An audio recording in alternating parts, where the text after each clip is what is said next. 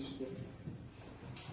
Laçın, Şuşa və Xocalı ərazisində də qoruqlar yaradılmışdır.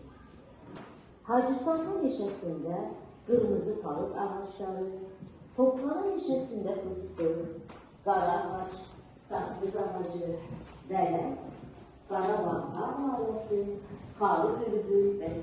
bitkilər olur. Təəssüf ki, meşə sərvətimiz uzun illər erməni işğalçıları tərəfindən talan edilmişdir.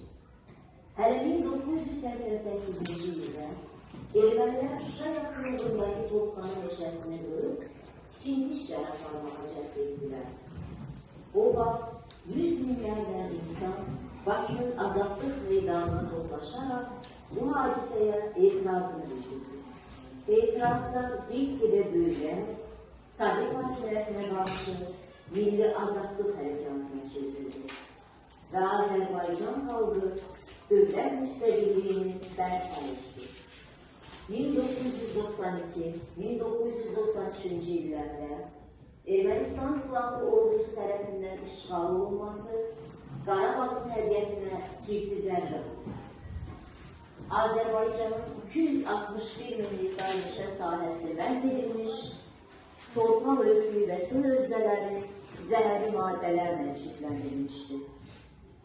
Nəticədə həmin ərazilərdə heyvan və quşların, çay balıqlarının sayı kəskin azalmışdır.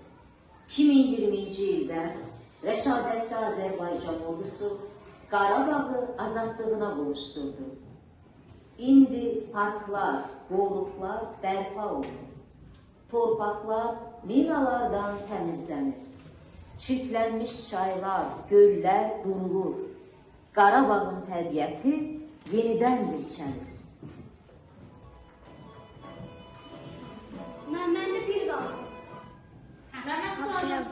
İndi uşaqlar, nəyə baxır? Cəbdərbəsi Zeynə